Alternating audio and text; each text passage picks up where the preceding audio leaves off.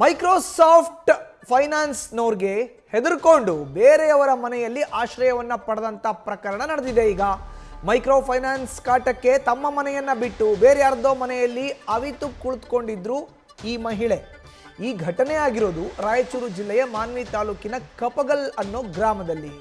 Micro finance ಕಾಟ ಎಷ್ಟರ ಮಟ್ಟಿಗಿದೆ ಅಂದರೆ ಸರ್ಕಾರ ಮಾರ್ಗಸೂಚಿಯನ್ನು ಹೊರಡಿಸಿದ್ರು ಕೂಡ ಮಾರ್ಗಸೂಚಿಯನ್ನು ಯಾರೂ ಪಾಲನೆ ಮಾಡ್ತಾ ಇಲ್ಲ.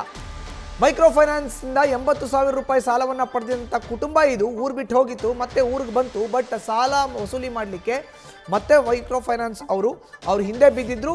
ಹೀಗಾಗಿ ತಮ್ಮ ಮನೆಯನ್ನು ಬಿಟ್ಟು ಬೇರೆಯವರ ಮನೆಯಲ್ಲಿ ಅವಿತು ಕುಳಿತುಕೊಂಡಿದ್ರು. ಅವರ ಮನೆಯಲ್ಲಿ ಆಶ್ರಯವನ್ನು ಪಡೆದುಕೊಂಡಿದ್ರು. ಸಾಲ ವಸೂಲಿಗೆ ಅಂತ ಬಂದವ್ರನ್ನ ಕಂಡು ಶರಣಮ್ಮ ಅನ್ನೋರು ತಮ್ಮ ಮನೆಯನ್ನು ಬಿಟ್ಟು ಬೇರೆಯವ್ರ ಮನೆಯಲ್ಲಿ ಅವಿತು ಕುಳಿತುಕೊಂಡಿದ್ರು. ಕೇವಲ 80,000 ರೂಪಾಯಿ ಸಾಲವನ್ನು ಪಡೆದುಕೊಂಡಿತ್ತು ಈ ಕುಟುಂಬ. ಊರು ಬಿಟ್ಟು ಹೋಗಿತ್ತು. ಈ ಕುಟುಂಬ ಮತ್ತೆ ಊರಿಗೆ ಬಂದಿದೆ ಅಂತ ಗೊತ್ತಾಗಿದ್ದ ತಕ್ಷಣವೇ ಮೈಕ್ರೋ ಫೈನಾನ್ಸ್ ಹಾವಳಿ ಹೆಚ್ಚಾಗಿದೆ. ಈ ನಿಟ್ಟಿನಲ್ಲಿ ತಮ್ಮ ಮನೆಯನ್ನು ಬಿಟ್ಟು ಬೇರೆಯವ್ರ ಮನೆಯಲ್ಲಿ ಅವಿತು ಕುಳಿತುಕೊಂಡಿದ್ದಾರೆ ಶರಣಮ್ಮ. 80,000 ರೂಪಾಯಿ ಸಾಲವನ್ನು ಪಡೆದುಕೊಂಡಿದ್ರು ಈಕೆ ಕುಟುಂಬಸ್ಥರು. ಈಗ ಮೈಕ್ರೋ ಫೈನಾನ್ಸ್ ಅವರ ಕಾಟಕ್ಕೆ ಹೆದರಿ ಬೇರೆಯವ್ರ ಮನೇಲಿ ಅಡ್ಕೊಂಡು ಕೂತ್ಕೊಂಡಿದ್ರು.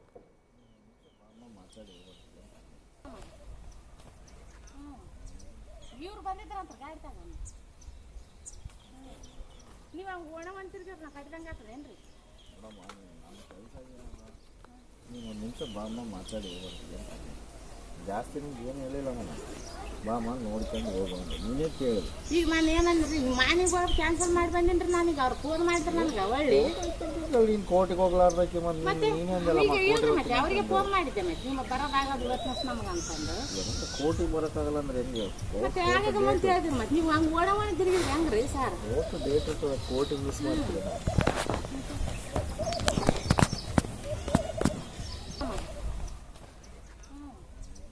ಇವ್ರು ಬಂದಿದ್ರಂತ ಗಾಡಿ ತಗೊಂಡು.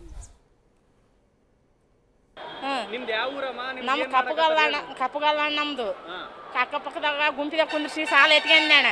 ಸಾಲ ಎತ್ಕೊಂಡ್ಮ್ಯಾಕ ಕಟ್ಗೆ ಅಂತ ಹೋದ್ 8 ವರ್ಷ ಕಟ್ಟಿದ್ಯಾಣ. ನಾನು 8 ವರ್ಷ ಕಟ್ಟಿದ ಮ್ಯಾಕ ಪೈನಿಲ್ದ ರೊಕ್ಕ ಹಾಕತ್ತಿದ್ರಣ್ಣ. ತಗಮ್ಮ ಕಟ್ತದಂತ ಬ್ಯಾಂಕ್ನವ್ರು ಯಾವ ಮ್ಯಾನೇಜರ್ ಇಲ್ಲ ಪನೇಜರ್ ಇಲ್ಲ. ಇವ್ರು ಬಂದವ್ರಲ್ಲ ಒಂದ್ಸತಿ ತಿನ್ನೋದು ಕೊಡೋದು ರೊಕ್ಕ. ಒಂದೊಂದು ಬ್ಯಾಂಕ್ನಾಗ 4-5 ಮಂದಿ 2-3 ಕೊಟ್ರಣ್ಣ. ನನಗೆ ಕೊಟ್ಟು ಕಟ್ಟ ಎಲ್ಲಿ ತನಕ ಆಗತ್ತ ಕಟ್ಟಿದ್ಯಾಣ. ಆಮೇಲೆ ಕೈ ನಿಂತು ಬಿಡ್ತೀವಿ. ಊರಾಗ ಬಡ್ಡಿ ಸಾಲ ಎತ್ತಿ ಅಲ್ಲಿ ಕಟ್ಟಿದ್ಯಾಣ. ಬಡ್ಡಿ ಸಾಲ ಎತ್ತಿದವ್ರು ಕಿರಿಕಿರಿ ಮಾಡಕತ್ತಿ ಬಿಟ್ರು. ನಿಮ್ಮ ಕಂಬಕ್ಕೆ ಕಟ್ಟಿ ಹಾಕಿ ಹೊಡಿತೀವಿ, ನಿಮ್ನ ಹಂಗೆ ಮಾಡ್ತೀವಿ ಹಿಂಗೆ ಮಾಡ್ತೀವಿ, ನೀವು ಸಾಲ ಕಟ್ಲಿಕ್ರಂದ್ರೆ ನಮ್ಮ ಯಜಮಾನ್ರು ಬಿಟ್ಟು ಹೋಗ್ಬಿಟ್ರಣ್ಣ. ಇವ್ರು ಹಿಂಗೆ ಅನಸದಾಗಿ ನಮ್ಮನ್ನ ಬಿಟ್ಟು ಹೋಗ್ಬಿಟ್ರಣ್ಣ. ಎಲ್ಲ ನಮ್ಮನೆ ಹುಡ್ರನ್ನ ಹಿಂಗಾದ್ರೆ ಮರ್ಯಾದೆ ಕಮ್ಮಿ, ಬೆಂಗಳೂರಿಗೆ ಹೋಗಿ ದುಡ್ದು ಕಟ್ತೀವಿ ಸಾಲ ನೋತದಂತ ಹೋಗ್ಬಿಟ್ರಣ್ಣ. ಹೋದ್ಮ್ಯಾಕ ಆತ್ಮಹತ್ಯೆ ಮಾಡ್ಕೊಂಡ್ ಬೇಡಪ್ಪ. 3 ಮಕ್ಕಳಾರ ನನಗಣ್ಣ, ಗಣ ಮಕ್ಕಳು. ಆ ಹುಡ್ರು ಸಾಲಿಗೆ ಎಲ್ಲ ಬಿಡಿಸ್ಬಿಟ್ಟಿವಿ ಅಣ್ಣ. ಬಿಡಿಸಿ ಓಡಲ್ದಾಗಿಟ್ಟು ದುಡ್ಡು ಕಟ್ಟಕತ್ತೀವಣ್ಣ. ಈಗ ನಾವು ಸಾಲ ಈಗ ಊರಾಳವ್ರದ್ದು ಕಿರಿಕಿರಿ ಹೆಚ್ಚಾಗ್ಬಿಟ್ಟದಣ್ಣ. ಬಡ್ಡಿ ಸಾಲ ಕೊಟ್ಟವ್ರದ್ದು. ನೀನು ಊರಿಗೆ ಬಾ, ನೀನು ಹಂಗೆ ಮಾಡ್ತೀನಿ ಹಿಂಗೆ ಕೊಲಿ ಬಿಡ್ತೀವಿ, ನಿಮ್ಮ ಮರ್ಯಾದೆ ಕಳಿತೀವಿ, ಬೀದಿಗೆ ಹೇಳೋದು ಅಂತ ಹೇಳಕತ್ತಾರಣ್ಣ. ಈಗ ಸಾಲ ಊರಾಗ ಕೊಟ್ಟವ್ರಣ್ಣ. ಬಡ್ಡಿ ಸಾಲ ಕೊಟ್ಟವ್ರಣ್ಣ. ನಿನ್ನ ಮನೆಗೆ ಹೆಂಗೆ ಬರ್ತದ್ದಿ ಅಂದ್ರು ನಾವು ಬರ್ತೀವಿ ಕಟ್ಟದು ಸಾಲ ಕಟ್ದ. ನಾ ಬೇರೆ ಕಡೆ ಇರ್ತೀವಿ, ಸಾಲ ಕಡಿಮೆ ಊರಿಗೆ ಬರ್ತಂತ ನಾವು ಹೋಗ್ಬಿಟ್ಟಿವಿ ಅಣ್ಣ.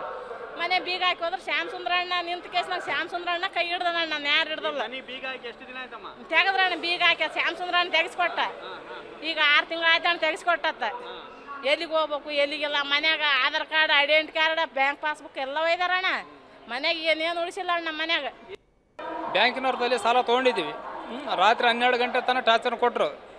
ಟಾರ್ಚರ್ ಕೊಟ್ಟೋದಕ್ಕೆ ಒಟ್ಟು ಊಟ ಮಾಡೋಕ್ಕೂ ಬಿಡ್ತದಿಲ್ಲ ಮನೆಯೊಳಗೆ ಅಡುಗೆ ಮಾಡೋಕ್ಕೆ. ಹೌದಾ? ಅಲ್ಲೇ ತನಕ ಕೆಲ್ಸಕ್ಕೆ ಹೋದಲ್ಲಿಗೂ ಬಂದು ಟಾರ್ಚರ್ ಕೊಡ್ತಿದ್ರು. ಅದು ಒಂದು. 3 ಗಂಟೆ ಸಾಲ ಕೊಟ್ಟವರು ಕಟ್ಟಾಗಿ ಹೊಡಿತೀವಿ ಅಂತ ಅವರು ಟಾರ್ಚರ್ ಕೊಟ್ಟರು. 3 ಗಂಟೆ ಸಾಲ ತರಬೇಕು, ಅವ್ರಿಗೆ ಕಟ್ಟಬೇಕು. ಅವ್ರು 10 ರೂಪಾಯಿ ಬಡ್ಡಿ ಕೊಟ್ಟರು. 10 ರೂಪಾಯಿ ಬಡ್ಡಿ ಕಟ್ಟಿ 20 ಎಮ್ಮೆ ಇದ್ದು ಸರ್. 20 ಎಮ್ಮೆ ಮಾರಿ ಕಟ್ಟಿಬಿಟ್ಟಿವಿ. ಊರ್ದಿ ನಮ್ಗೆ ಹೆಚ್ಚಿನ ಮಾಹಿತಿ ನೀಡ್ತಾರೆ ನಮ್ಮ ಪ್ರತಿನಿಧಿ ಶ್ರೀಕಾಂತ್. ಈಗ ದೂರವಾಣಿ ಸಂಪರ್ಕಕ್ಕೆ ಸಿಕ್ಕಿದ್ದಾರೆ. ಶ್ರೀಕಾಂತ್, ಈಗಾಗಲೇ ರಾಜ್ಯ ಸರ್ಕಾರ ಮಾರ್ಗಸೂಚಿಯನ್ನು ಹೊರಡಿಸಿದೆ.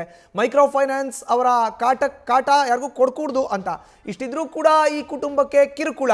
ಈಗ ಈ ಕುಟುಂಬಸ್ಥರ ಆರೋಪ ಏನು? ಮೈಕ್ರೋ ಫೈನಾನ್ಸ್ ಅವರು ಏನು ಹೇಳ್ತಾರೆ ಶ್ರೀಕಾಂತ್? ಮಧುಸೂದನ್, ಕಳೆದ 3 ವರ್ಷಗಳ ಹಿಂದೆ ರಾಯಚೂರು ಜಿಲ್ಲೆ ಮಾನ್ವಿ ತಾಲೂಕಿನ ಕಪಗಲ್ ಗ್ರಾಮದ ಮಹಿಳೆ ಶರಣಮ್ಮ 80,000 ರೂಪಾಯಿಗಳನ್ನ ಮೈಕ್ರೋ ಫೈನಾನ್ಸ್ ನಿಂದ ಸಾಲ ಪಡೆದಿರ್ತಾಳೆ. ಆ ಸಾಲವನ್ನ 11 ಕಂತುಗಳಲ್ಲಿ ತೀರಿಸ್ತಾ ಬರ್ತಾ ಇರ್ತಾಳೆ. ಅಂದ್ರೆ 5,700 ರೂಪಾಯಿ ಪ್ರತಿ ಕಂತಿನಂತೆ 11 ಕಂತುಗಳನ್ನ ಕಟ್ಟಿರ್ತಾಳೆ. ರಿಮೈನಿಂಗ್ ಇನ್ನೂ ಅಮೌಂಟ್ ಇರ್ತದೆ. ಆದ್ರೆ ದುಡಿದು ತಿನ್ನುವಂತಹ ಕುಟುಂಬಕ್ಕೆ ಸೇರಿರುವಂತಹ ಶರಣಮ್ಮ ಅಷ್ಟು ದೊಡ್ಡ ಮೊತ್ತದ ಅಮೌಂಟ್ ಅನ್ನ ಕಟ್ಟಲಿಕ್ಕೆ ತದನಂತರದ ಸಮಯದಲ್ಲಿ ಸಮಸ್ಯೆ ಆಗ್ತಾ ಹೋಗ್ತದೆ. ಯಾಕೆಂತಂದ್ರೆ 1 ತಿಂಗಳದ್ದು ಲ್ಯಾಪ್ಸ್ ಆಯ್ತು ಅಂತಂದ್ರೆ ಅದಕ್ಕೆ ಬಡ್ಡಿ, ಚಕ್ರ ಬಡ್ಡಿ ಈ ರೀತಿಯಾಗಿ ಹೆಚ್ಚಿನ ಅಮೌಂಟ್ ಅನ್ನ ಕಟ್ಟಬೇಕು ಅನ್ನುವಂತಹ ಒಂದು ಮೈಕ್ರೋ ಫೈನಾನ್ಸ್ ನವರ ಮಾತನ್ನ ಕೇಳಿ ಅಕ್ಷರಶಃ ಅವರು ನಲುಗಿ ಹೋಗ್ತಾರೆ. ಇದರ ಕಾರಣದಿಂದಾಗಿ ಆಕೆಯ ಬಳಿ ಇದ್ದಂತಹ ಎಮ್ಮೆಗಳನ್ನು ಸಹ ಮಾರಿ ನಾನು ಮೈಕ್ರೋ ಫೈನಾನ್ಸ್ ನವರಿಗೆ ಕಟ್ಟಿದ್ದೇನೆ. ಇತ್ತ ಹಣನೂ ಖಾಲಿ ಆಯ್ತು, ಮತ್ತೆ ಎಮ್ಮೆಗಳನ್ನು ಸಹ ಖಾಲಿ ಆದವು. ಆದ್ರೆ ಮೈಕ್ರೋ ಫೈನಾನ್ಸ್ ನವರ ಒಂದು ಸಾಲ ತೀರಿಲ್ಲ. ಇದಕ್ಕೋಸ್ಕರ ಏನ್ ಮಾಡ್ತಾರೆ ಅಂದ್ರೆ 3 ವರ್ಷದ ಹಿಂದೆನೆ ಅವರು ಬೆಂಗಳೂರಿಗೆ ಓಡೋಗಿರ್ತಾರೆ. ಅದಾದ ಮೇಲೆ ಈಗ CM ಅವರಿಂದ ಮಾರ್ಗಸೂಚಿ ಏನ್ ಬಿಡುಗಡೆ ಮಾಡ್ತಾರೆ, ಯಾವುದೇ ರೀತಿಯಾದ ಕಿರುಕುಳ ಕೊಡೋದಿಲ್ಲ ಮೈಕ್ರೋ ಫೈನಾನ್ಸ್ ನವರು ಅನ್ನೋಂತ ಒಂದು ಕಾರಣದಿಂದಾಗಿ ಅವರು ವಾಪಸ್ ಆಗ್ತಾರೆ ರಾಯಚೂರಿಗೆ. ಇದು ವಿಷಯ ಗೊತ್ತಾಗ್ತದೆ ಮೈಕ್ರೋ ಫೈನಾನ್ಸ್ ನವರಿಗೆ. ಅವರು ಮನೆಗೆ ಬಂದು ಏನು ಹಣ ವಸೂಲಾತಿ ಮಾಡುವಂತಹ ಸಂದರ್ಭದಲ್ಲಿ ಶರಣಮ್ಮ ಅಕ್ಷರಶಃ ಬೇರೆಯವರ ಮನೆಗೆ ಓಡೋಗಿ ಅಡಗಿ ಕೂತಿರುವಂತದ್ದು.